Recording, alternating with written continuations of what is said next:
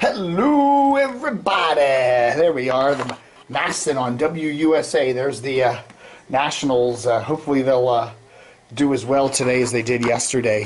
What did they lose? 8-1 the Phillies. Game is 0-0 at the moment. How you doing, everybody? It's the 24th.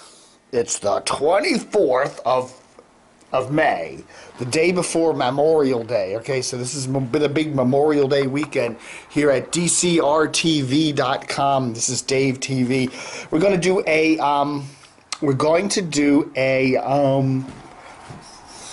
there we are. Look at that. Camo pants. We're going to do a archive, a dive into the archive. We'll take this hat off because it's hot today.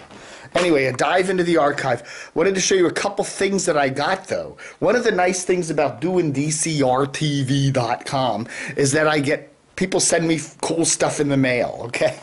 So I got this the other day. This little card came in a little box. There you go. And you open it up, and I'll read it to you. Hi, Dave. I unearthed another local radio souvenir I thought you would give a good home. Wish I could send you some money. Yeah, me too. But all I have is stuff. At least you can use this for stress relief. Thanks again for all you do. Kelly.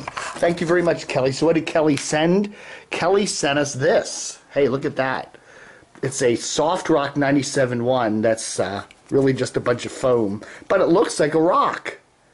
And it says washfm.com. So there we go. There we go. Anyway, thank you, Kelly, very much for this little, little memorabilia. See, this is the corner. This is the corner of my little office here, and this corner here is all my memorabilia stuff. So I store stuff in here, and there's, these discs literally are old TV shows and radio shows, old HFS air checks from the 80s, and just full of stuff. So anyway, got it all backed up here. It's also in the cloud somewhere, but lots of cool stuff in here. This is the little archivey stuff. I got letters that people have sent me over the years and all that. So there we go. Okay, so that's that. And then also came in the mail yesterday. Wasn't even expecting this. This book just popped up. Television is the New Television: The Unexpected Triumph of Old Media in the Digital Age, Michael Wolff.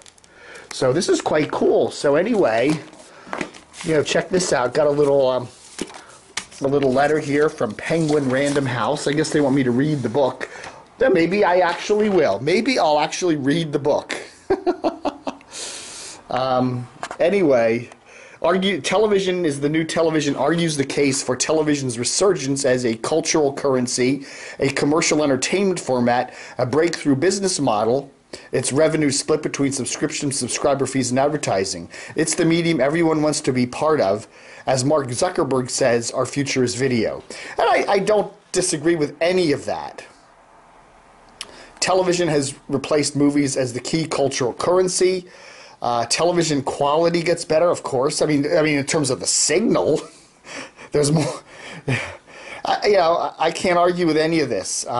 Customers will willingly pay for high-end content. Yeah, anybody who says television is dying is just full of it. They don't know what they're talking about. This is an interesting little book, and I shall read it, called Television is the New Television. But television is changing. We're getting TV from a whole lot of different places. Instead of coming on the air in the broadcast form, we're getting our TV now on cable, and even that now, a lot of people are cutting the cable, and we're getting our TV now via Wi-Fi, via broadband internet. There's a lot of different ways of developing television, but the basic, if you want to just call it video, it's video, right? Whether it's broadcast, whether it's coming in on a DVD, and look at my massive DVD collection. I still have all these crazy DVDs, Look what somebody just let me this. This is called Criterion, Fear and Loathing in Las Vegas. Criterion version. I got to watch that. Whoa.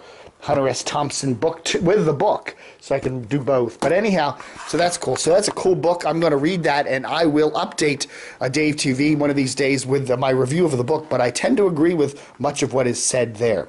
All right, so then I decided, okay, this is another thing someone said, hey, you're the Camo Pants Hiker, right? I got camopantshiker.com. Anyway, they sent me, so my friend Pete gave me a really cool camo camo cap for the Washington Nationals. So hopefully if I wear this today, they'll beat the Phillies. So how does that look? and it goes with my Bubba Army. My Bubba Army, I can put this on my arm.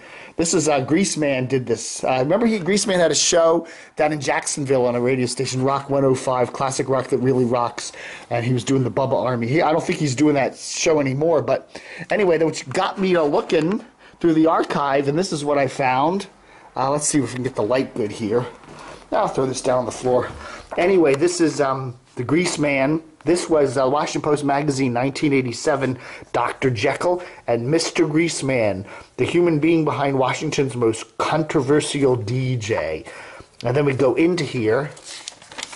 I won't read the whole thing to you, but this is back when he worked at DC 101, WWDC.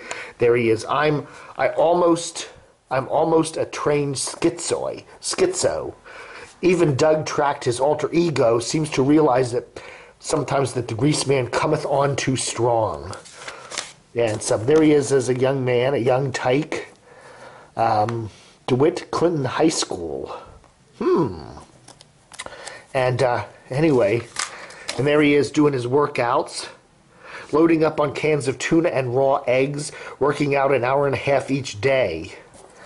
And so we got some really cool things. This was the Washington Post, and there he is, Weenie. He worked at Weenie 143. And there he is at DC 101, back when it was owned by Capital Broadcasting. Yeah, down there. Remember they had that sign down there on, what was it, M Street, or down sort of by Farragut West for years, even though they'd moved their studios way, way away. And there he is. Look at that. Look at those shorty shorts on his boat there with his wife, Anita. Yeah. Lots of shorty shorts back in the 80s, huh?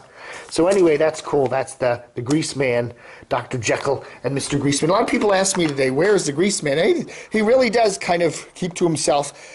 He's got a boat around here somewhere. I think he's still in the area, but if anybody knows, let me know, because that would be cool. Some other stuff here. I got a bumper sticker here. Remember the old WPIK WXRA? AM 73, FM 106. This was an old country station in the Northern Virginia area.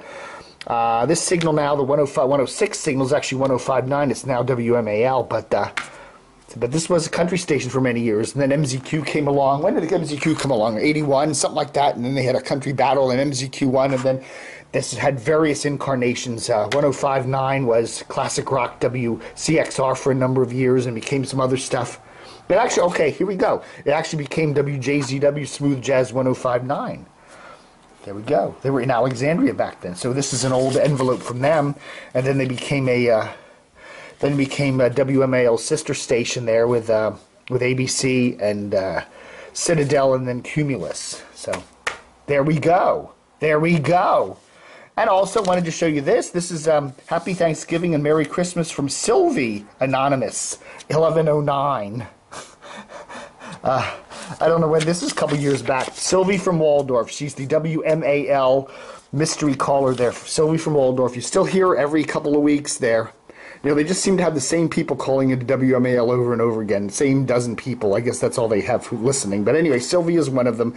And there we are, Sylvie from Waldorf. And proof that I actually do know her. I've met her once or twice. Anyway, and then here we go. Here's another cool thing. The jocks from WWDC, another DC 101. It's actually before it was DC 101.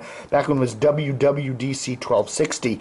And then we got Johnny Holliday, the great Johnny Holliday, who's still in his prime, even how many years later? This has got to be from early 70s, right? Johnny Holliday, still trucking today, 40 years later. Doesn't even look any older. Looks the same. Ed Graham, who's one of our, I think we still hear from him, don't we, on the mailbag? Ross Elliott. Lou Katz, there he is, with his very cute little facial hair there. He was quite a stud back then.